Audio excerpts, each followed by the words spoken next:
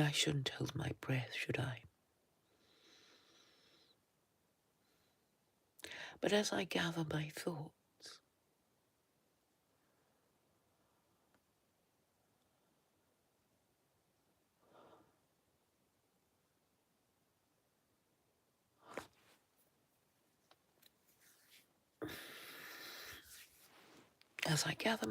and wait for people to arrive. Oh, it didn't take too long. Hello, person, to arrive on the 50th second. I haven't felt like streaming. Well, I haven't felt like monologuing for a while.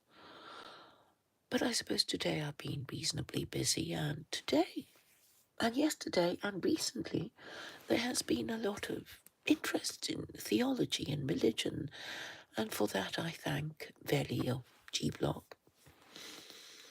So his 7-hour stream that's just finished has been mostly about whether God exists and how we can infer that he exists, and questions about belief and how we are to infer that God exists and whether there was a creation, and the usual arguments. I think it went quite well. I like his streams because it's a great mix of people who are both politically and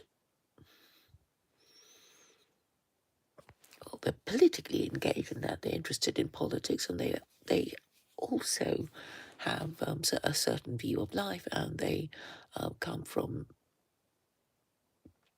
different groups, and so it's actually very multiracial and multicultural, and and very interesting conversations come from there. And we have the stock characters like Banksy and Triller, and how they get on with other people. And there has been another video by Imran Hosein, which is basically a series of curses on the West. So I get the feeling that people are increasingly taking an interest in religion, even atheists, because they're feeling uneasy. And it doesn't really take that much to get it accepted that maybe we are under a curse. And it's not just white people, it's, Jews and Muslims are kind of looking over their shoulder too, knowing that they've done wrong. So where is this going? I guess, having just heard Brutus the Insane stream on his Vedic pantheon, well, Shiva in particular, I think he was talking about Shiva in particular, the god of destruction. And I guess you wonder why. Okay, I wonder, I don't really need to wonder why, an Englishman is taking on the religion of the Hindus. And one of the annoying things about living in this age is nothing is what it seems. People don't do what they're supposed to do. And possibly I myself don't do what I'm supposed to do. I'm sure lots of people who knew me, would probably rather disapprove of what I'm doing now. But anyway, I find myself compelled to bang on about this subject because it is, in a way, compelling. Well, it is compelling in more ways than one. It is compelling because I am interested in the subject, and also compelling because there doesn't seem to be anyone else able to do what I do. What is it I do? Well, I have a solution. I know people don't like it, but I nevertheless have it, and I want to, well, if truth be told, I want to impose it. Obviously, I can't do it myself, so I've got to propagate it and make it popular and persuade the people who matter about its viability. And the thing is, I actually can't see any arguments against it, and nobody has so far given me an argument against it. So on the belly stream, I think I managed to make quite a few good points in that it is hard to dislodge the chain of logic that I use, which is basically proving God's existence by saying we are here because there was a creation, and because there was a creation, there must have been a creator, and that creator must have been the Abrahamic God who communicated with humanity twice through the Torah and the Qur'an. And if you take this line, it's very hard to dislodge. You have to think of it a bit, and then you have to think, well, the only way to dislodge, to undermine, to refute this argument is to say that the universe is uncreated. But then if you say that, you will find yourself denying the Big Bang, and that will put you at odds with most people. I see a message, and I'm hello room skitzing.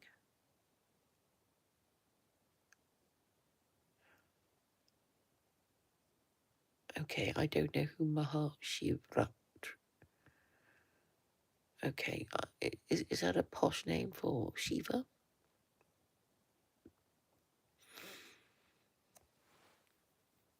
Well, I just think it's silly to not. It's silly for an Englishman to be a Hindu. It is regressing. It's like, well, regressing into childhood. So if you're having a second childhood, it's not a good sign.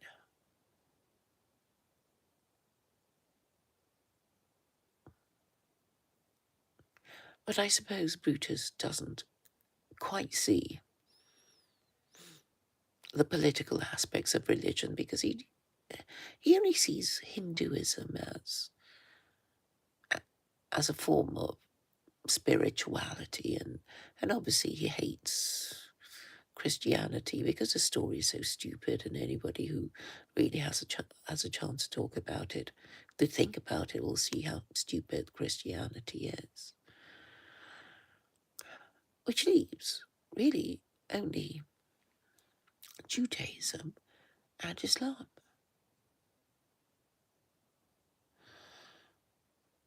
So one of the points that I was quite pleased with myself that I made was that, forget all your, cultural baggage from your childhood and your parents, and the religion that you inherited from your parents, and the mindset that you inherited from them if they're atheist. If you were to choose a religion for your country as its ruler, which religion would you choose? So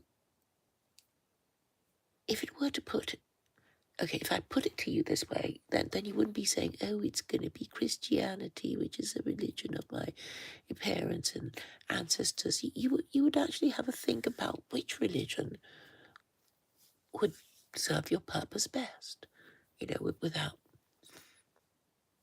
getting attached to it because it was, something you inherited from your parents.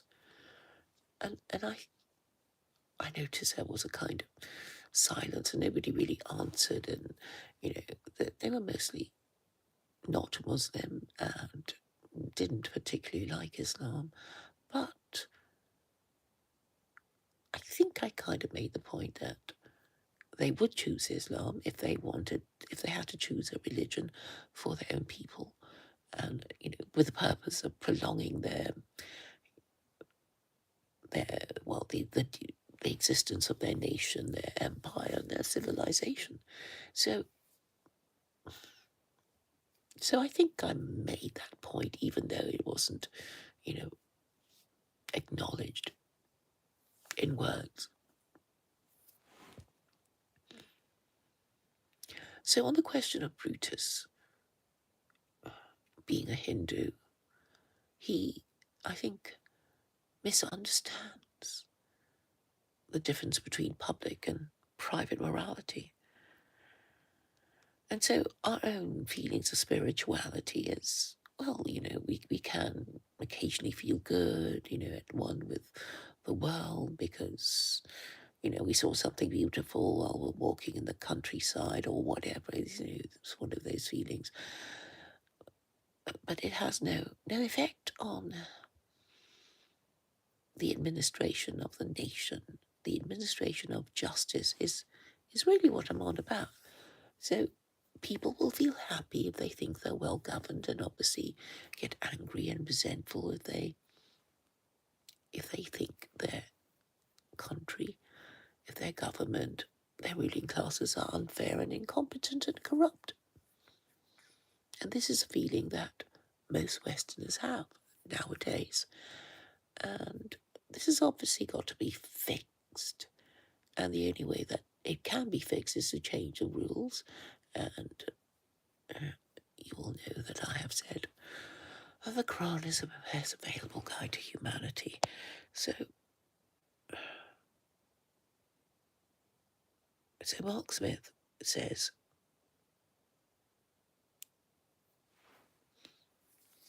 he would still choose Christianity, but then Mark Smith is not a serious person. So if you're being serious, you would choose the best possible religion out of all the world religions. And it can't be the Eastern religions, even though they've been around longer, because the countries that these Eastern religions are associated with are not great empires. And, it makes it so simple, really, about what the next religion should be for the West. And it is incredibly exasperating that people so far have not got it. But I think it's just a matter of time, really, when they realise that they have no choice. They may hate it, but they have no choice, because there is really nothing else. And if they're scared, then they will have to choose something quickly. And if they have to choose something as awkward as a religion, they would have to choose the most enduring one, so they don't have to do this thing again, because obviously it's upsetting and traumatic to know that your moral and political system has failed, and that you need to change it. And it's just awkward and traumatic because nobody wants to do it, and they'll drag their feet, and they'll curse you and call you all kinds of names because they don't want to do it, which is understandable.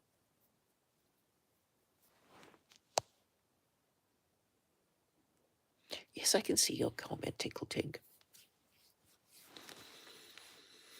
I think there was just one last point I wanted to make. Oh, yes.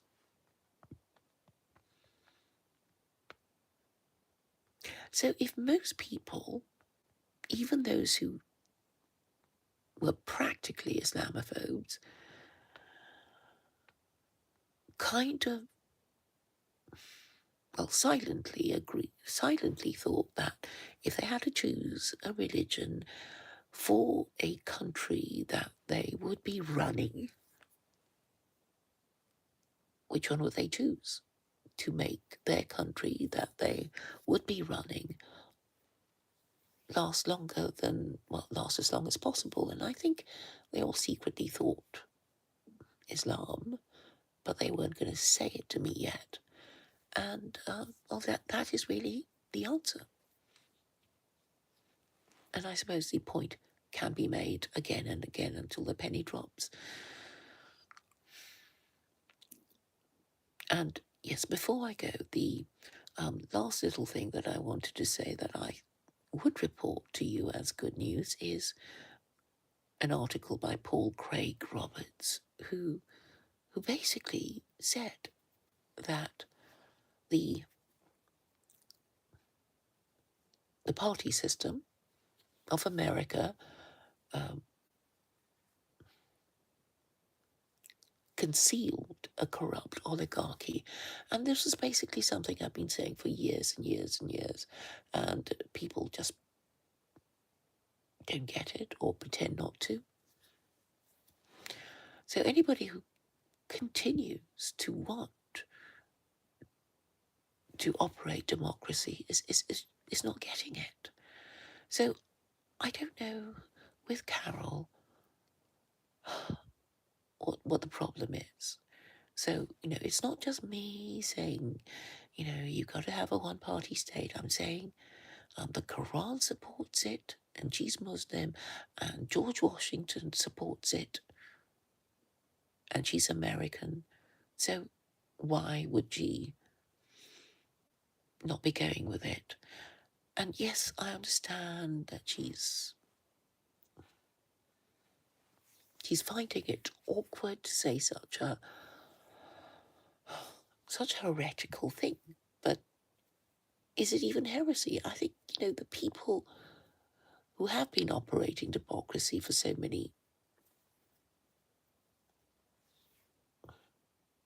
long,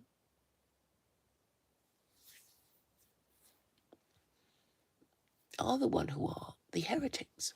Because if Washington warned against political parties, then obviously the Americans weren't meant to have these divisive elections every 4 years. And so they've been wrong for quite a while. And Carol's not going to admit it for reasons of her own.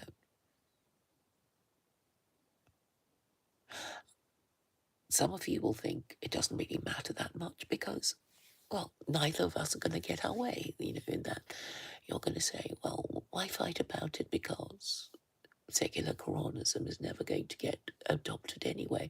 But I'm saying the principle of the thing is that we must first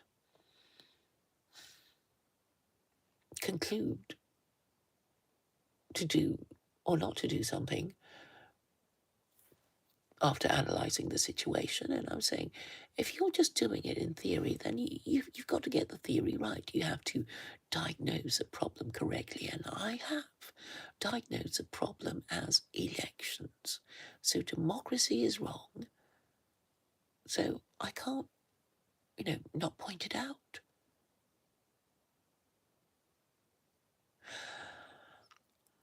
And if you're not going to tell people the whole story, I mean, what is the point? What is the point of saying, I'm just trying to think of an analogy.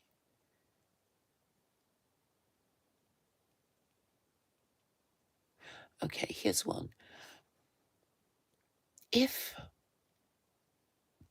No, it's not even if, you want to go to the moon, and I say, well, you've got to get into a space-worthy vessel, and there's no getting around that. And it doesn't matter if you yourself have no prospect of getting into a space-worthy vessel because you're old and NASA's never going to hire you, and you have no scientific background and you're disabled and all that sort of thing.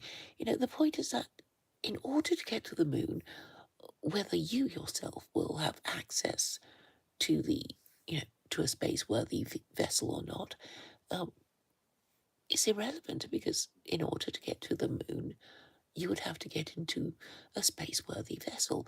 And if I said anything else apart from that, I would be lying to you.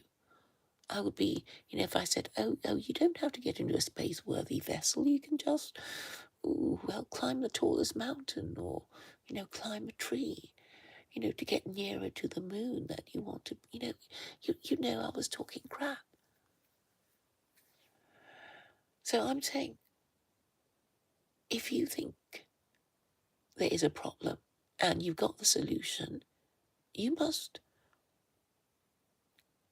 tell the people, you must give the whole solution, is really what I'm trying to say. There's no point saying, there's no point proposing only half the solution, because it wouldn't work, would it? So you've got to say what is necessary to get the job done, or it will fail anyway. So you might as well be honest. So okay, I see the problem. Like, if I tell you the whole truth about, what I think you have to do, you'd get scared and not even do it. And I'm saying, yeah, you still have to tell them, because if you say this thing and they believe you and you do the thing and it fails anyway, you've wasted everybody's time. Anyway, that's, I think, all I really wanted to say. Thank you all for listening. I hope it made some sense.